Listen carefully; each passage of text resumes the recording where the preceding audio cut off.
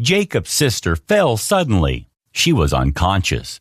Jacob screamed for his parents. "Mom, Dad, it's Alana. Something is wrong with her. Come quickly." Father came running and Mother followed. "Alana, honey, talk to me." Father tried to wake her up. He scooped her up and ran to the front porch. Mother hurried and brought some water. They asked Jacob what had happened. Jacob said that she just fell suddenly while they were playing. She was not responsive even after spraying some water on her face. The two parents were helpless. They did not want to waste any time. "Let's take her to the hospital, honey," Jacob's mother told her husband, tears running down her cheek. Father grabbed her and ran to their old car. Mother got in and took Alana into her hands. Jacob got into the front passenger seat. Father started the engine and drove them to the hospital as fast as he could. As quickly as he was, it took over an hour for them to get to the hospital, given that their farm was 50 miles away from the city. Jacob's mother tried to wake Alana up the whole ride, but with no luck. Jacob was petrified. His little heart was filled with dread. As his parents stopped the car and ran to the hospital entrance, Jacob watched them, frozen, in the car seat. He felt like the whole world was getting dimmed. After the nurse took his sister to the trolley, the mother followed them. Father came back and took the vehicle to the parking lot. Then Father reassured him that his little sister was going to be okay. But the tears falling from his eyes could not reassure Jacob. Then they quickly went to the ICU, where Alana was taken. Mother was crying at the entrance. The doctor came out just as Jacob and Father, arrived there. He looked at them, and Jacob knew even before the doctor shook his head. They hugged each other and cried. Jacob felt like his whole world was falling apart. At the funeral, Jacob did not move from his sister's side. He prayed and prayed to God, asking him to heal her. "Dear God, please make her alive again." He promised to God that he would never quarrel with her again and that he would never make her cry ever. But God did not seem to believe him. It was unbearable to see the burial as he watched his little sister bury part of his heart that day. Time heals many wounds, but Jacob was constantly reminded of the emptiness in his heart where Alana resided whenever he saw other kids play, quarrel, or just talk with their siblings. One day, he learned that one of his friends at school, Tim, also had a little sister, Tina, who was just 3 years old. He was thrilled. He just wanted a sister. It didn't matter if she was not living with them. He figured that Tim's sister could be his sister as well. After that day, Jacob got closer to Tim as a friend. Tim also started to like Jacob as a friend once he learned that the silent boy was a good person. Tim's father was also a farmer, and Jacob's father knew him. Their farm was a few miles away from Jacob's farm. They knew well what Jacob's family had gone through and understood that it hit the little boy especially. They were happy that Jacob had made good friends with their son. Both families saw it as a start for Jacob to move on from his loss. Jacob always tried to visit Tim's house to spend time with Tim and Tina. Jacob loved her like his own sister. He would ride his bike to Tim's house on weekends. Tina also loved him back the same way she loved her brother. As time passed, Tina could fill the empty space in Jacob's heart left behind by Alana. Now Jacob and Tim were in middle school. One day Tim was asked to go to the office during a class. He was asked to bring his things as well. Jacob felt uneasy about it. Usually, it is not good news if they send you home in the middle of the day. When the teacher returned, she looked unfortunate, but she did not say anything. Jacob could not focus on the lessons for the rest of the day. When the school bell rang, he went to the teacher and asked her why Tim was sent home. The teacher knew Tim was his best friend. She told him he had received some bad news from home. She did not tell him what the bad news was. Jacob remembered that Tim's grandmother was quite old. Now he suspected that she might have passed away. He felt sad to think that because he liked Tim's grandmother. She was a kind woman. Just as Jacob turned to go to the school bus, he found his parents coming. His mother came and hugged him. Jacob asked her if Tim's grandmother had passed away. She looked at her husband sadly. Then she told him that Tina had been in an accident. She told him a drunk driver had crashed through the school fence at recess. Tina had been playing with some friends near the fence. 3 girls were hit, and Tina passed away from the injuries. No, no, no, no! Jacob screamed so loud with extreme sadness and anger. Then he ran away. He went to a corner of the playground and started crying hard. His father followed him and hugged him while he cried hard. The parents were devastated. They did not know how to console their son this time. They hoped that time would heal him again. At Tina's funeral, Jacob prayed again. However, he knew that Tina was not coming back. He even asked God to take years away from his life to give them to Tina, but he knew that was the last day he would see her. At the burial, all that happened was Alana came to him as a flashback, and he broke down crying. Many at the funeral knew of his past and that Tina was like a sister to him. Everyone shed tears that day. They could feel the grief of Tina's family, but it was the grief that Jacob went through that hit them the most. Jacob fell into depression. With great effort and support from counselors, he came out of depression. It took several months for him to recover fully, but he was not even close to the same Jacob who was before Tina's passing away. He became more distant from everyone, including Sam. He tried to talk with Sam several times after Tina passed away, but Sam did not encourage him, and it seemed he was avoiding Jacob. Finally, Jacob understood that Sam reminded him too much of Tina.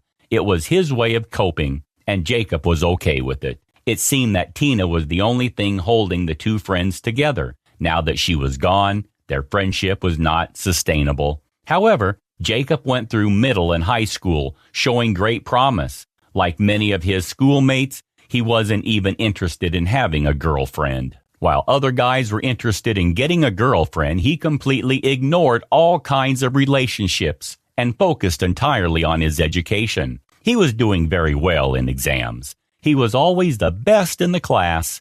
Maybe it was a way of coping with the mental pain. However, his parents were happy that he was doing well. Jacob decided that he wanted to become a doctor. He just wanted to save lives and stop the heartache. He would be able to help other people by not letting them experience losing a loved one. Jacob became a doctor after years of extensive training and countless written and practical tests. He completed his residency successfully. Everyone thought he was a little numb to the pain and suffering you see at the hospital. Maybe he was, but most probably it was because he had learned to cope with his feelings better from what he had gone through while he was a kid. Soon he was hired by one of the best hospitals in the country. He assisted the chief surgeon for several months before being put on duty alone as the primary surgeon. The first day he was in charge of theater as a qualified surgeon in the city hospital, he was a little nervous.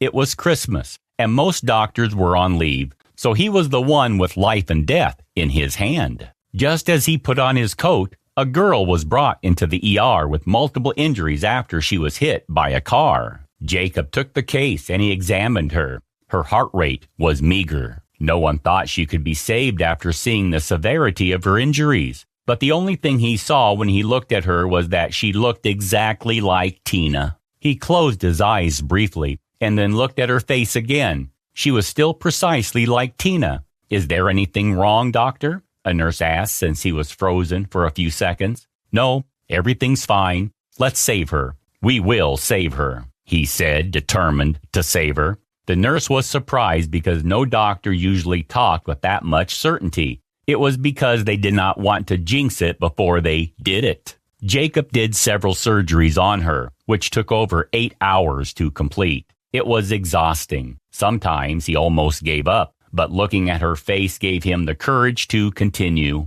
At the end of it, the little girl was stable and on her path to recovery. No one thought it was possible. All the nurses were happy and surprised at how good their new doctor was. They all congratulated him on the success of the surgery. After checking all her vitals, he went to get some rest.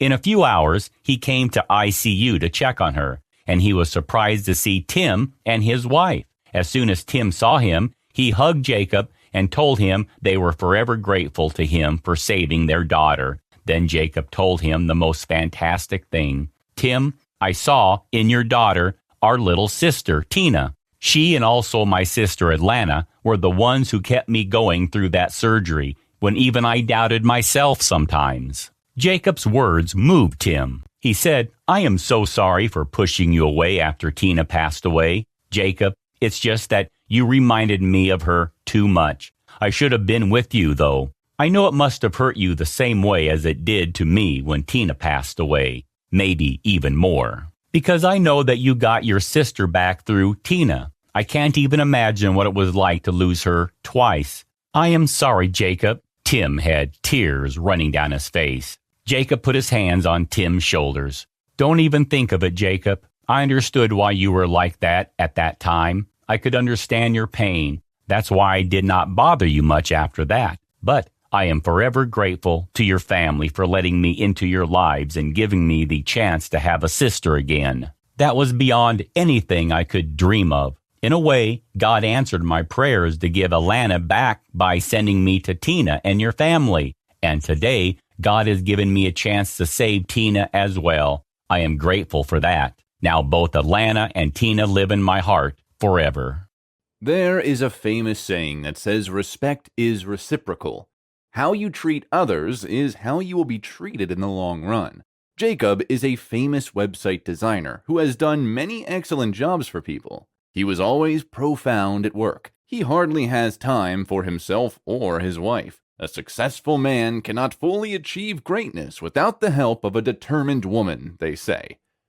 Jacob married a beautiful woman who had a long fit into his lifestyle. She loves him wholeheartedly. However, they both lack communication, which the wife has always complained about. Whenever she brought up the topic, Jacob's usual excuse for not keeping up was his job.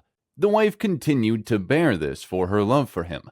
They had no children yet, as he was always too busy for her. Jacob has a couple of friends they grew up together, and their relationship, though far away but to a reasonable extent, was excellent. During a rare discussion with his friends, they decided it would be nice for them to meet up like old times and catch up with old-time stuff. Every one of them was so successful in their respective business lines, but it seemed only Jacob's family had been so unpleasant as they were the only ones without kids. He reluctantly accepted the get-together. The amazing thing was that it would take place in his house.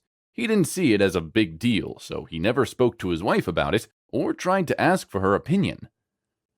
She was not going to say no anyway, and it's my house, was his conclusion. His pride and ego were the significant problems the wife had to deal with since they were married. She learned about the get-together through her friend Helen, who happened to be the wife of Jacob's best friend, Mason. She was at first furious about the discovery that she wanted to confront Jacob out of anger, but as usual, she had consoled herself with the reason that Jacob might want to surprise her. She blushed over it and smiled at the lie she had just told herself. He finally told her casually on the day of the visitation, then headed out for the preparation without any further information about what the party should look like. A few hours was all that they needed for the preparation, as the sitting room had been converted to a party ground. Everyone loved the room's design and how she transformed the sitting room in no time. They all commended her creativity. She got nice compliments from the four families. She must have anticipated her husband's response, but to her greatest disappointment, he never said a word about it. The party started, and the families seemed to have a lot of fun as the men laughed and shared childhood memories. The atmosphere was filled with nostalgic moments. While the men talked and teased about their childhood, the ladies were about fashion and the latest trends in town. It was a beautiful moment filled with a lot of positivity and vibes. Not long after, the alcohol they took began to have the best of them. It was already affecting all of them. They decided to sit down and talk about how their lives had been. They decided to talk about each person's challenges and how best to help one another. Their union had a good purpose, and all of them kept talking about how wonderful their marriages had been and how they had been getting along all this while. Jacob's wife was jealous of them because she lacked most of the things they enjoyed in their marriages. When it was time for Jacob to talk, he ran his mouth and said many things about his wife. He belittled his wife and even concluded all she was good at was eating. He said she had been lazy, and he was the only one working, and seemed to spend his money on unnecessary materials. All the guests in the room were so shocked and disappointed. Jacob didn't see a problem in what he did. He didn't understand how embarrassing that moment was for his wife. He kept nagging, and each time the wife tried to defend herself, he shut her up. His friends could not take it anymore, believing he needed to apologize instantly. He bluntly disagreed with them as his ego got the best of him. Mason's wife was the first to get off the party as she instructed her husband to follow her immediately. The other guys stood up with their families angrily and left. Mason, who was also on his feet, told Jacob he would regret being disrespectful to his wife soon. He apologized to Jacob's wife on behalf of Jacob and left with disappointment. Jacob was left with his wife. He still failed to acknowledge the fact that he embarrassed her. The wife could not hold back her tears as she ran into her room. Jacob, who didn't see anything wrong with what he said, kept sipping his alcohol and watching his favorite news channel. After all, he had the right to express himself. The wife wept profusely as she remembered everything she had put in place for the success of the get-together and how everything eventually ended, least expectedly. Many thoughts came flowing into her head, and she realized it was time for her to act. She was not going to take it anymore. She wiped her tears and got back angrily to confront Jacob. She had never confronted or challenged Jacob's authority before that moment. Jacob was astonished about his wife's uproar. Jacob slapped her twice and shut her up. The situation became very intense. Jacob's wife was a school teacher before she married Jacob. She wouldn't have agreed to marry him if she had noticed something like this when they were courting. She had her life back then. She had to quit her job after they married, as Jacob had instructed her to do. She still found it challenging to understand what she had done to deserve the ill treatment from her husband. How could he insult her like that in front of his friends? She busted into another round of tears, and even out of frustration, she just wanted to disappear from everyone. Jacob entered the room some minutes later. He jumped onto the bed and told her good night with no apologies whatsoever. She felt like killing him and then running away. She has never felt this way. All she has always done was love him and always do her best to bring out his best. Something rare to believe was the love she had for him. It was more robust than the ocean wave, but he kept hurting her pride and always saw her as nothing. She had always considered her husband's choice in every decision. She concluded all of those things have to stop regardless of what the outcome might be. The worst was going to be divorce. At least it was better than staying in this bondage called marriage. Her love set in again as she wished he could change. She concluded she would look for a new job the following day. She had to keep herself busy. She got a call from Mason early the following day. Mason knew Jacob better than anyone and was sure his pride would not let him apologize. He had always been like that, even at work, but he remained a vital part of the company's plan because he was among the few best in his department. After the call, she dressed up and left home. That was new, so it surprised Jacob, as she didn't clean the house or even make his breakfast. She never joked with Jacob's breakfast.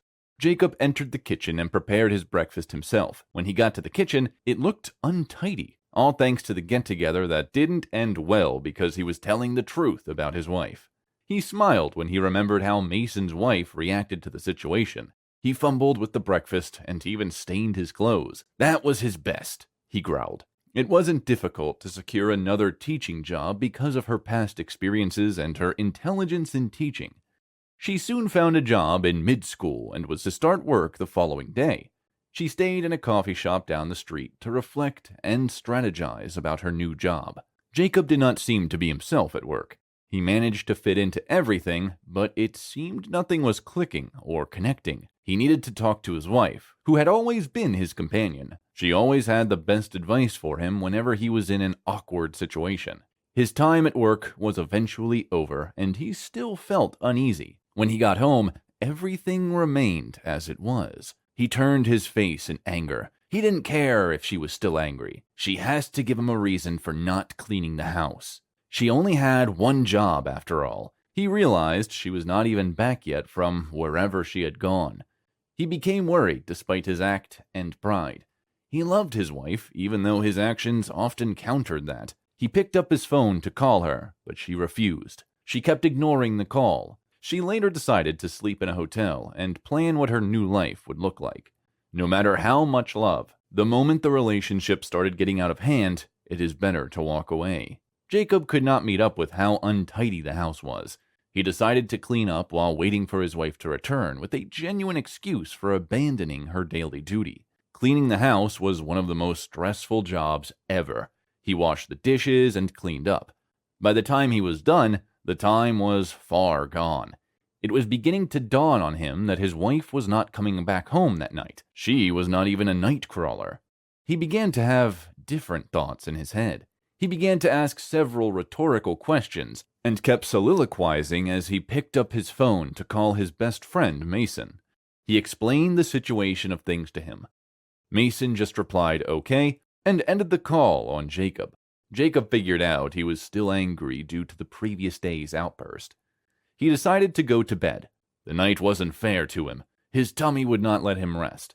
He was an ulcer patient. He needed to eat at least a bit before taking his medication. If she were available, she would ensure he was fine. She cared that much. Jacob survived the night.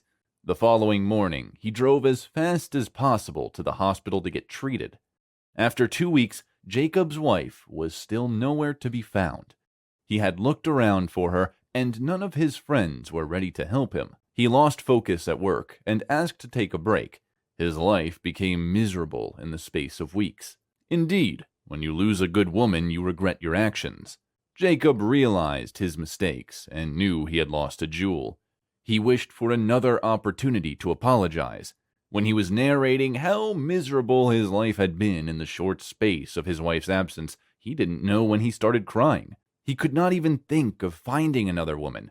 She was the best for him. Mason has been communicating with Jacob's wife since she left home, knowing her whereabouts. He had been paying for her hotel bills. He waited so long for the day Jacob returned to his senses. His friend's secret confession moved him. He told the wife about it and thought it was time for her to return home as Jacob learned his lessons. She initially insisted, but after constant pleas from Mason, she reluctantly accepted going back home. Mason and his wife have been good to her ever since that night. It was Mason's idea for her to leave the house in order to teach Jacob a lesson. When she knocked at the door, she was surprised to see Jacob had grown so unkempt. It was only 3 weeks, but he looked so wasted. He seemed to be doing more drinking than eating and sleeping. She blamed herself for leaving him like that, but she figured out the space was needed so he could learn his lesson. Jacob could not hide his surprise. He jumped at her like a baby and kissed her. She was so excited by his move. He instantly went down on his knees to apologize. He even made a vow never to do something like that again, as he realized how important and how impactful she had been to his life. She hinted about her new job, and Jacob was excellent with that. She continued her work, and they both agreed it was high time they had kids. She taught him something great. You can't treat someone like a pinch of salt and expect to be carried like a bag of rice. Indeed, respect is reciprocal, no matter a man's status or position. He has no reason to disrespect or belittle a woman, especially his wife. Jacob was lucky his wife decided to give him a second chance. Not everyone will be as fortunate as Jacob. This is why you must start treating your woman with respect, beginning from this moment. Survival can be challenging, but trust me, it can be worse as an orphan. Paulina's life has been nothing short of miserable. She was born poor and brought up in an orphanage home. Paulina never had the chance to know her parents. According to the wards in the orphanage home, Paulina was brought in by 2 women who claimed to have rescued her from the roadside, where a baby blanket neatly wrapped her. She has since then lived in the orphanage home and grown up amidst her fellow orphans, even though no source has proven that she is an orphan. When she grew up, and it was time for high school, Paulina suffered a number from her colleagues at school. She was bullied not only by students, but even teachers. She was brilliant, which explains why the students might have envied her. But the teachers' detest towards Paulina couldn't be linked, because she had no parents to tip the teachers like other students. Paulina could grow past the teachers' sentimentalism and undeserved treatment from her colleagues till she graduated from high school. However, she could not further her studies in college, as there was no capability. Unfortunately for her, the orphanage that took her in was downsized and out of support from people. Hence, there was no financial strength to cater to many orphans. Once you are 18, you will have to start working to care for yourself and fend for your basic needs. Paulina strived to make things happen for her. It's tough to make it through when you have no one to fall on when you slip, and no one gets your back. It seems like it's just you against the world. Since all odds were against Paulina, she had to spread her wings and stretch her arms further than she should to break some shackles. She started at a tea shop. She was an intelligent girl, beyond that, but she was loyal, but never gained her boss's respect. The boss was of the same age as Paulina. She was still a student, as she had just been admitted into the university then. Sammy, Paulina's boss, was birthed and raised in a wealthy home. She attended the best and most expensive high school in the city. She owns the tea shop, not for survival purposes. She was forced to start and manage a business to validate her management skills, as she would be taking over her mom's big mall after college. Sammy was a spoilt brat who cared less about the shop. She established it as a stepping stone to the big thing that was to come anyway, but Paulina managed so much development of the tea shop. Sammy barely comes to the shop because she has to go to school. Paulina was both the manager and the tea attendant. Wait, did I forget to mention that she prepares the tea too? She was nice and friendly to all her customers. She had a high sense of humor, so it was not difficult to make the saddest person or someone who was having a bad day smile. Her kind gesture toward her customers made their tea shop thrive more than their counterparts in the city. Many even thought Paulina owned the tea shop, but they soon figured it out. She woke up very early every day and closed very late. She had little or no time for herself. She used to eat breakfast and dinner at work. She had no home. The shop was her house. Her income was not enough to get her an apartment, not even the cheapest, as she spent most of her wages on feeding. She once spoke to Sammy to help her out with accommodation. She asked Sammy to either loan her some money to rent an apartment or increase her wages so she could have enough to save up for accommodation. But Sammy never bought any of her ideas. Sammy claimed she couldn't help with that as she had already been given her job, knew she was sleeping in her shop, and didn't complain. Sammy often yelled at Paulina at the slightest thing. She was always aggressive and felt Paulina was the best vessel to transfer all of those aggressions. Sammy was in a relationship with a white guy in her college. They always had issues, and Paulina suffered those issues. There was a profound scenario that happened on a fateful day. It was a sunny afternoon. Paulina was exhausted and ran out of strength attending to customers. She took a nap after a long moment of listening to tens of customers. She attended to all of them alone. There was no assistant to help out, nor was Sammy available to help out. She knew better than to complain. The last time she pitched Sammy to get an aide to help with stuff, Sammy insulted her and called her several unprinted names. So, back in the day, she was stressed out. She decided to take a nap. Unfortunately for her, Sammy walked in on her sleeping. She became furious. There were no customers to attend to as students who patronized had gone back to classes since break time was over. Sammy didn't care about that. She quickly went to one of the kettles that were standing in the basement. She promptly poured some tea into a cup and ran it on Paulina. The tea was hot. Paulina swiftly jumped up from her sleep and growled in pain. Sammy stared at her unapologetically.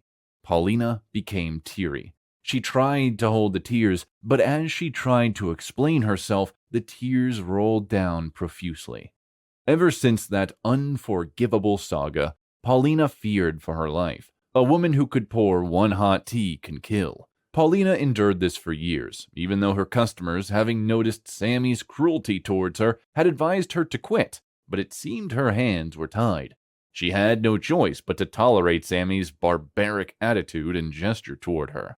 After 3 years of working as a manager, attendant, and kitchen girl, but unappreciated and paid stipends, Sammy eventually sacked Paulina.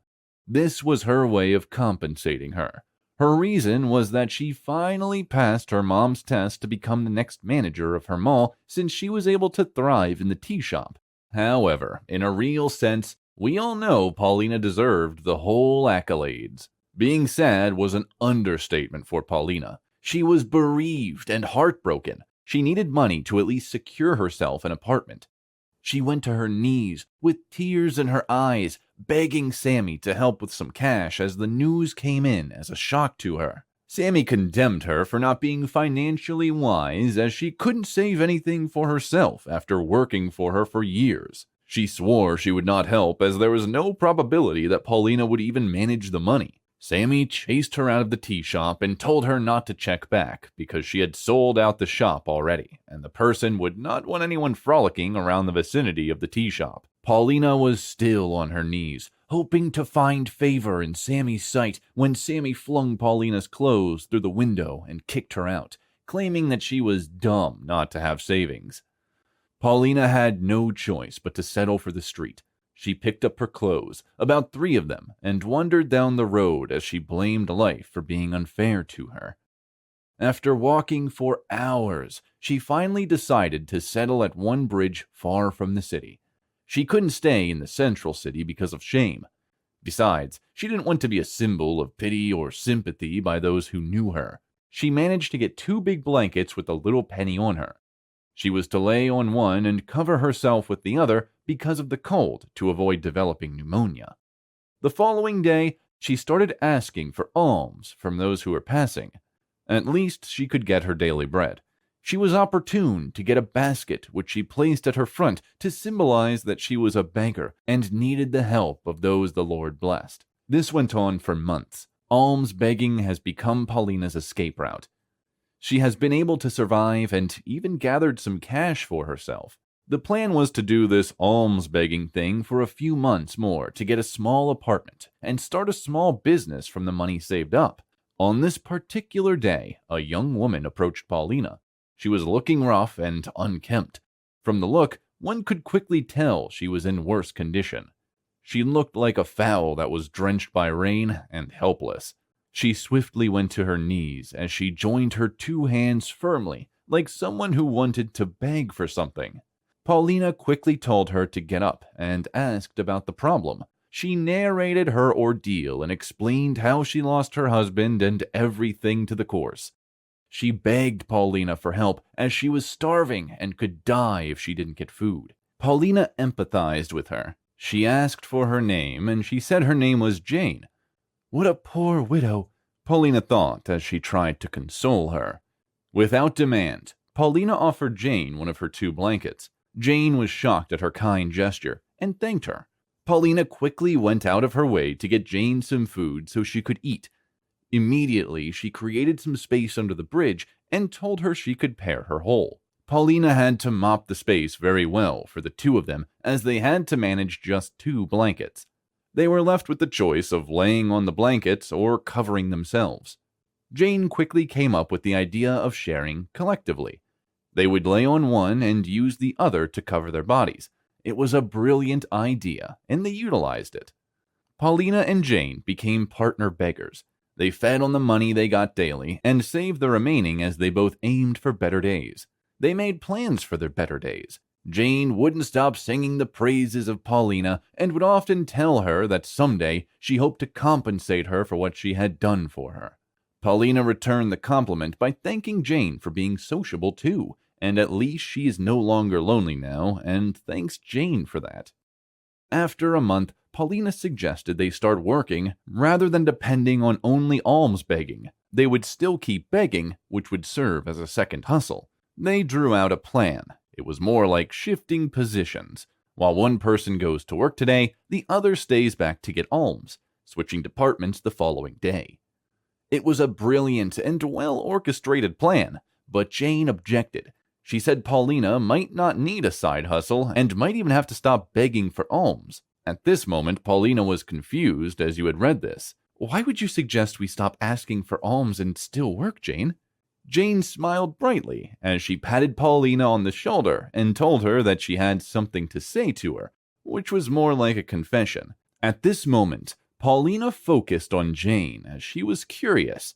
Many questions were running through her head, but she tried to calm herself and hoped everything was fine as she asked Jane what the confession was.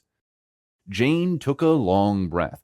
She then told Paulina that she was not what she had posed to be, and that she would love to apologize to Paulina. This time, Paulina was more confused. She asked her, "What do you mean, Jane? I mean, I know your story. Why think I don't know you?" Jane didn't hesitate to tell Paulina that she was not a widow and she wasn't wretched as she had made her believe. She was a billionaire and she lived on the island. She had only decided to pull up a social experiment. Paulina had proven beyond reasonable doubt that they are still very compassionate people amongst the poor, and many would love to help if only they had the needed resources. She apologized to Paulina again for being unfaithful, but that was the best way she could get the best result, void of sentiments. She assured Paulina that she ceased to be a beggar from that moment. In respect of that, she gave Paulina $200,000 to get herself a very reputable apartment and start that dream business she had always told her about during their stay together. She handed Paulina the cash in a black briefcase alongside her complimentary card and told her not to hesitate to reach out to her whenever she needed any financial assistance. Paulina was speechless. She was dumbfounded. It looked like a dream. She never thought of a day like that, even in her wildest fantasy. She knelt at her feet of Jane as she cried profusely without saying a word. Jane managed to pull her up and whispered to her ears, "Your kind attitude and compassion for others have brought you thus far. Do not stop being awesome." While at that, an SUV with a customized number plate parked in the front. Jane told Paulina her driver was here and she had to leave. She bade her farewell and success in her endeavors. Paulina's world changed in the twinkle of an eye. She moved to another city and erected a big mall for herself. The mall had several departments, including the tea segment, which she added concerning her humble background. Paulina lived happily ever after. Money, they say, is the root of all evil. This has manifested in the life of Joe, a young orphan in Holland. Joe lost his parents to a fatal accident a few years ago. He was the first child of the family and had just one sibling. In other words, it was just him and his younger sister, Maria. Joe has always been an adventurous guy. He fantasized about the wildest things. Plus, he was a lover of luxurious and expensive items. He was ready to do anything to buy his dream clothes or shoes. He loved designers, which is not a bad idea. However, his parents were average citizens of Holland who left just a few properties for him and his sister. Joe's obsession and designers made him lose all possessions on shoes, bags, clothes, wristwatches, and necklaces. Joe has a girlfriend. Her name was Jessie. They were a bird of a feather that flocked together. She was in for all the expensive life. She admitted that she got attracted to Joe in the first place because of one of his designer wristwatches. All they do is rock the latest designers in clubs and attend parties. They drink in a stupor and ride each other home.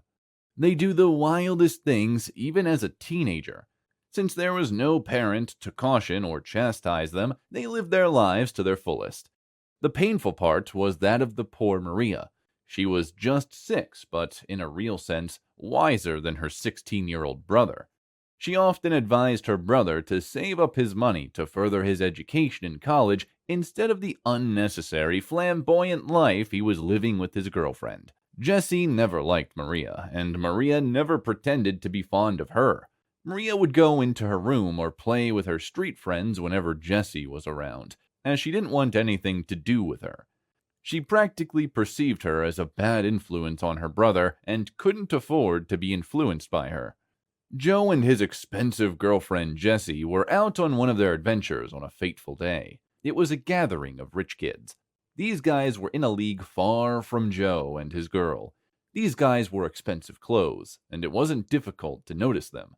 Even the blind could easily sense that they were rich kids. Joe and Jesse felt intimidated and oppressed. Something unexpected happened. While everyone was enjoying the music and grooving to the buzz from the gigantic speakers, Joe and his girlfriend were active dancing like everyone else. In the midst of that, a young white guy approached them. The guy had an average height, with a smooth face. He looked fresh and was sparkling in a dimmed room. His smell gave a mixed feeling. He smelt like mint and berry simultaneously.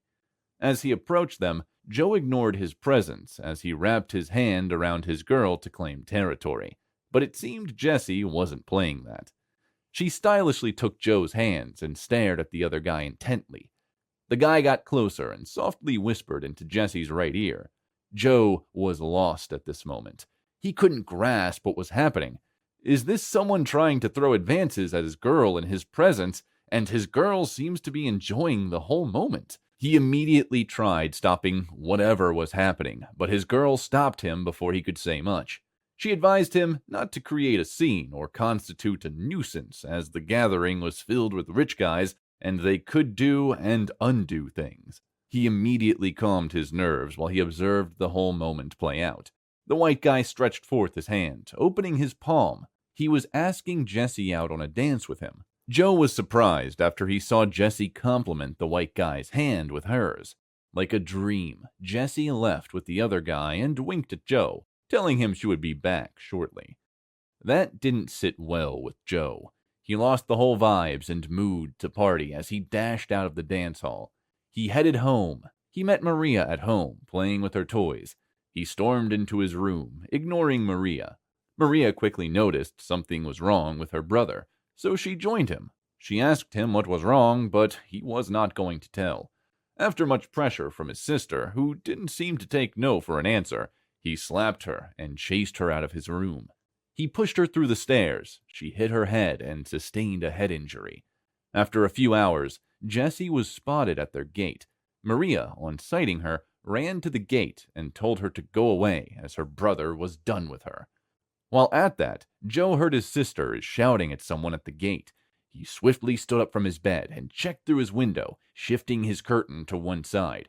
He saw Jessie and ran outside immediately. He ordered Maria to go inside so he would throw her out of the house. He asked Jessie what she was doing in his home and asked her to go back to the guy he abandoned him for.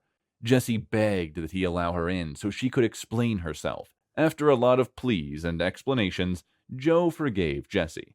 The excuses were genuine to him. Besides, he loves her. Maria felt sad that the girl was back in her brother's life without stress. After the saga, Joe took it on to ask Jessie the valid reason behind her actions. She told him it was the guy's expensive designer wristwatch. She explained further that she had come across that particular wristwatch on Alibaba, which was newly launched. Joe wanted to satisfy his girl. He swore he was going to get the exact designer wristwatch for Jessie. Jessie, instead of being happy, had a nice laugh. Joe was curious and had to ask her why she was laughing. She opened up that the wristwatch was damn expensive, and where the heck would Joe get the money? Joe sighed and bowed his head. He seemed to be thinking about how to get the money. After a deep thought, he suddenly shouted, "Crowdfunding!" The confused Jessie looked at him with distaste as she asked him what he meant by crowdfunding. "Since you started following the rich guy, did you forget the meaning of crowdfunding?" he asked ironically. Jessie explained that it wasn't the meaning, but she finds it difficult to draw the correlation between crowdfunding and getting a designer. Joe quickly chipped in his idea. He told Jessie that he would open a GoFundMe account and get people to donate money for him. "What would be your reason for the donation, then?" Jessie asked him curiously. "I need it to buy a designer for my girlfriend, of course," he replied innocently. "Are you silly, Joe? No one would donate to such a cause." Joe was enlightened. At this point, Joe was confused and had gone blank of ideas. Jessie explained further that the people would only be compelled to donate when it has to do with sympathy. Jessie told Joe she had a better idea. Joe quickly asked her what the idea was. Jessie told him that they would need to get someone who was ill and open an account for the person. Joe told her doesn't have anyone who is sick around her. Jesse said they could make his sister, Maria, sick to achieve their aim. Joe said that's fine, since it will be a stunt. Jesse frowned and quickly told him they would have to make it real. Joe was confused again and asked several questions about what Jesse meant by making it real.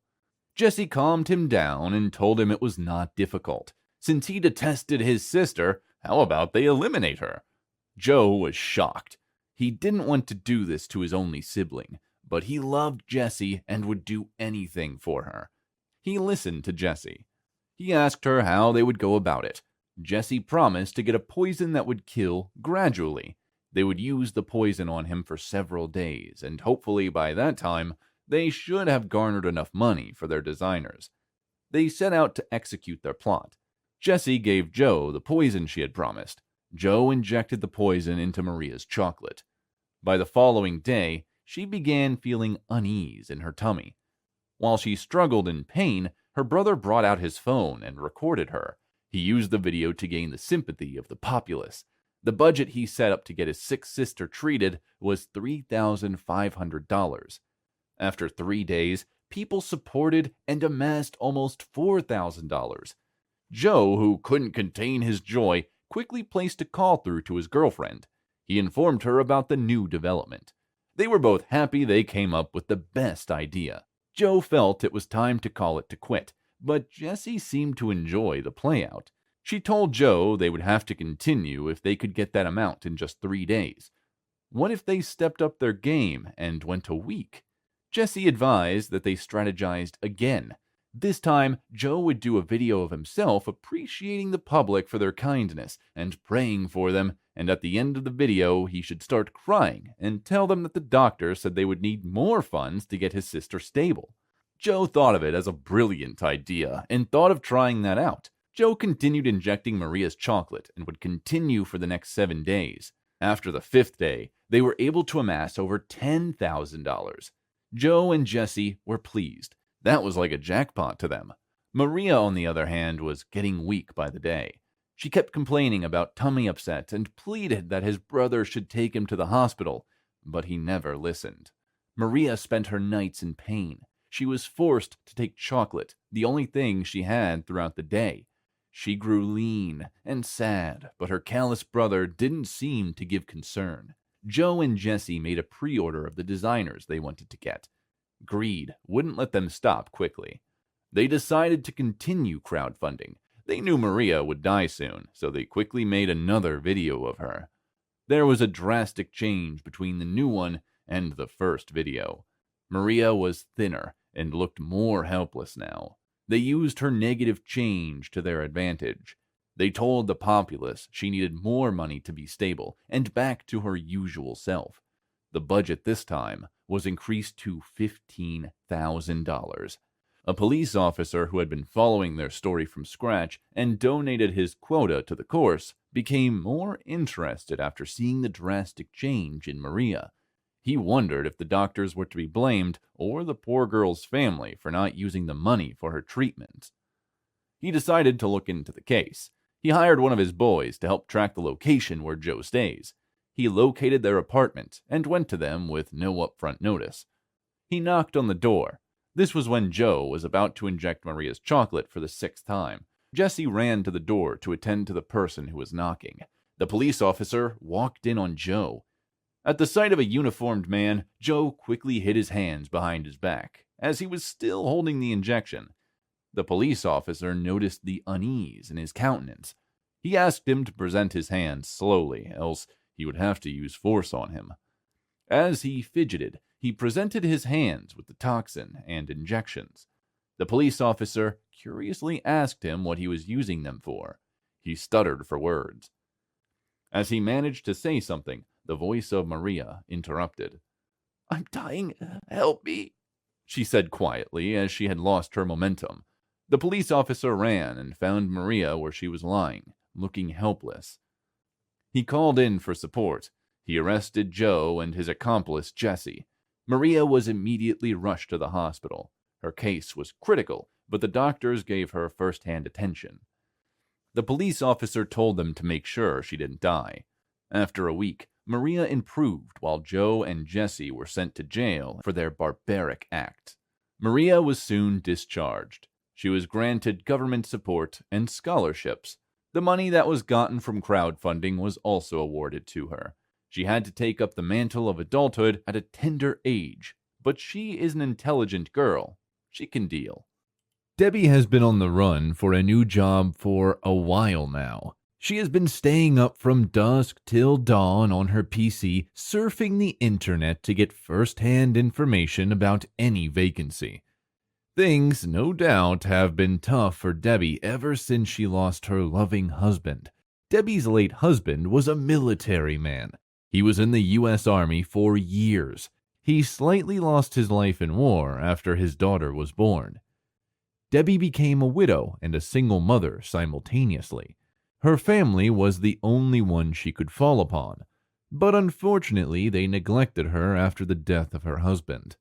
According to them, they weren't ready to help because they had warned Debbie before the husband's death not to get married to him because of his profession.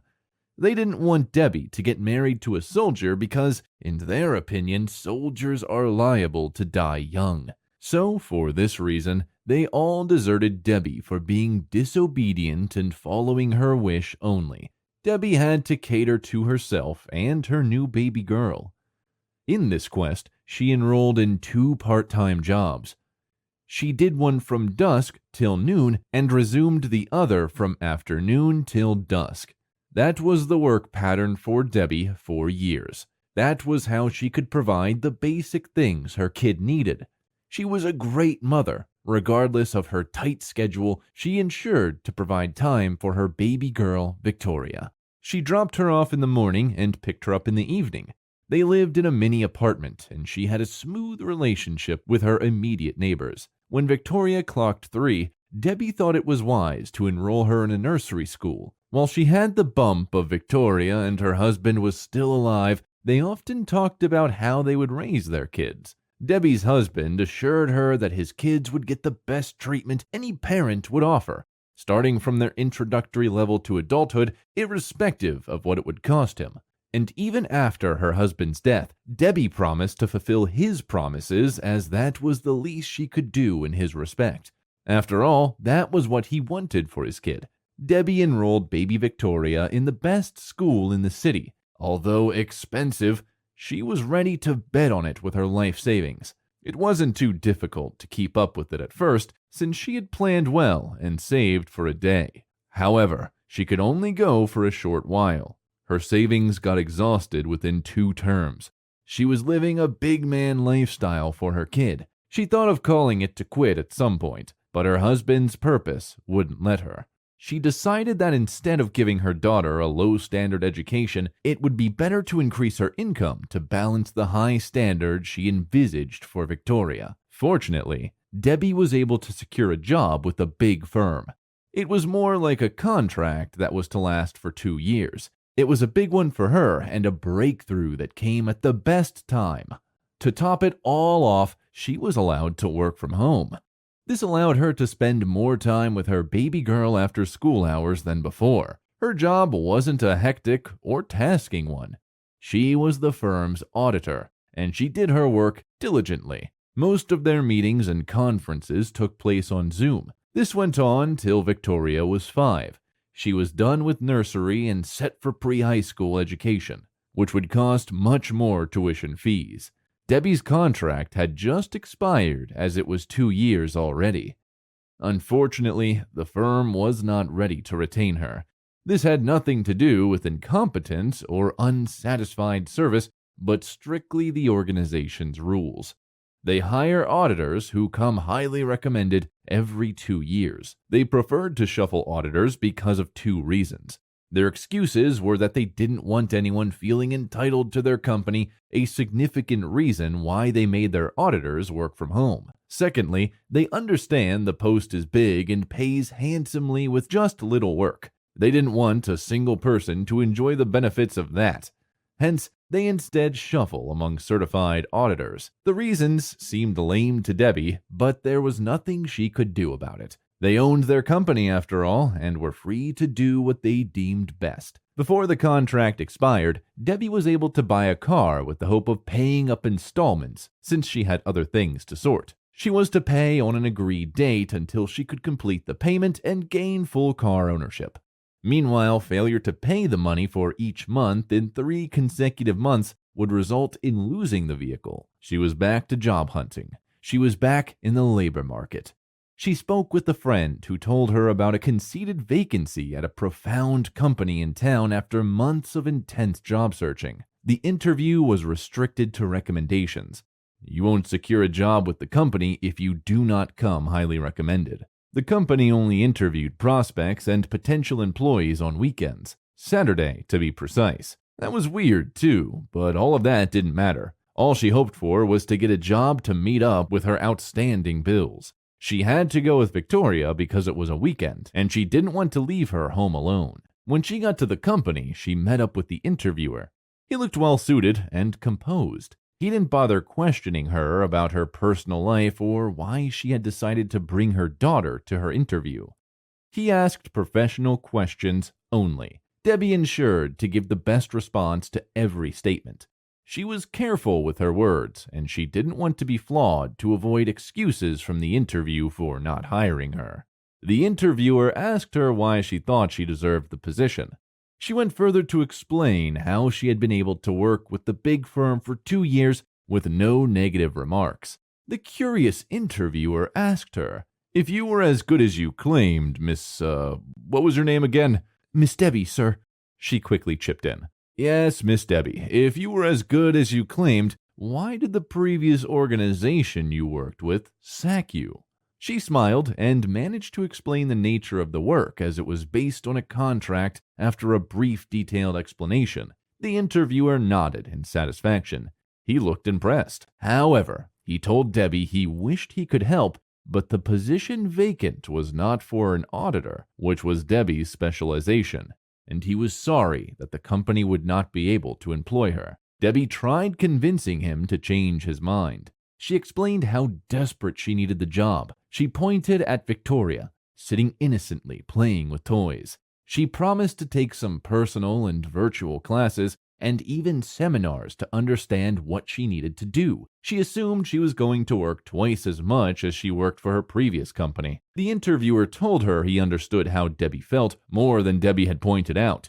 He told her that his boss, the company's owner, had given them a stern warning not to hire or employ an amateur in a critical position. He said that he would try as much as possible to help Debbie by linking her up with his aunt, who owned a company that needed an auditor, and hopefully she would get the job. He told Debbie to drop her contact, and should there be a development, after informing his aunt if she agrees to fix up an appointment, he will put a call through to Debbie. Debbie thanked him for being thoughtful to help, for his compassion, even though he didn't know her from Adam. She called out to Victoria as they made their way out of the interviewer's office.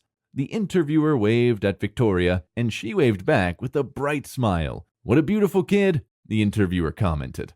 As they left, they approached where Debbie had parked her car. Surprisingly, she saw a young man trying to lock her car tires. She anxiously questioned the young man's act. The man ignored her questions and instead replied to her with another question. "Aren't you Miss Debbie Pax?" Debbie's eyebrows raised a bit after hearing this. "This person must know me," she thought within herself as she managed to answer the question. The man introduced himself as a worker from the company where Debbie got her car with the agreement to pay on installment. He claimed that he had been directed to forelock the car, as Debbie had refused to pay her installment for 3 consecutive months, which was the company's rule that she signed and agreed to. Debbie tried pleading with the young man, but he explained that his hands were tied as he was only deployed for a purpose he had to do. While at that, Victoria sighted a wallet that was some meters away. She tapped her mom to inform her, but Debbie was engrossed in what the young man was doing to his car and didn't concentrate on Victoria. Victoria walked down to where the wallet was lying and picked it up. Miraculously, she found well-stacked cash notes in the wallet. She took it and ran back to her mom to show her what she had just seen. The young man had left. Debbie was shocked at the money Victoria had found in the wallet. She counted it, and it was around $5,000. Victoria asked if that was enough to repossess her car, and she answered yes. Victoria advised that she pay them and get her car back. Debbie, however, lectured that taking someone else's property, regardless of how big or small, shouldn't be taken without the person's consent. She assured me that she would not touch the money but return to the company she had just left. Turning back, she found a small piece of paper in the wallet conveying the address and phone number of the wallet's owner. She concluded to call the number and afterward locate the address. She spoke with the man who directed her to the address in the wallet. Debbie headed to the place with Victoria. On getting there, they met a man who seemed to be in his middle 40s. Debbie asked if he was the one he was talking to over the phone, and he confirmed it. While Debbie was about to explain how her young girl came across the wallet, the man cut her short, introducing himself to her. In his words, he said, "My name is Dan Rock. I am the CEO of the popular The Rock Group of companies." Debbie was wowed. She had always heard about the brand, but never knew what the CEO looked like. At this point, her attention had grown and her curiosity to 100%. Dan Rock continued, "Every year, I do a social experiment, and this is what I do. I dropped my wallet, stacked up with cash in my wallet with an address to reach when eventually found. I have been doing this for the past 15 years, and I'm glad to tell you that you are the first person to call me." At this moment, Debbie was lost for words. All that came out of her mouth were repeated wows as she tried to comprehend the revelation. Dan Rock told Debbie that she had made him believe that there are still great and honest people on Earth. He said to her that the money in the wallet belonged to her, and that wasn't all. He told her the house they were in, which he added in the address in the wallet, was one of his houses, and if Debbie loved it, the house would become hers henceforth. Debbie couldn't believe her ears. She thought it was all a prank and cautioned Dan Rock to stop pulling her leg. But Dan Rock couldn't be more serious, as he told her he was serious. Victoria jumped and hugged Dan Rock as she appreciated him and told him they loved the house. Debbie was teary at this point, and she thanked Dan Rock continuously, as she still found it hard to comprehend what had just happened. Dan Rock instead expressed his gratitude to Debbie for being honest and not being like the rest. He left afterward. While Debbie and Victoria were still thanking God for the marvelous thing he had just done, a strange call came in. It was the interviewer. He called to inform Debbie that he had spoken with his aunt and she would love to meet her. They fixed an appointment for the following week. Debbie was able to secure the job.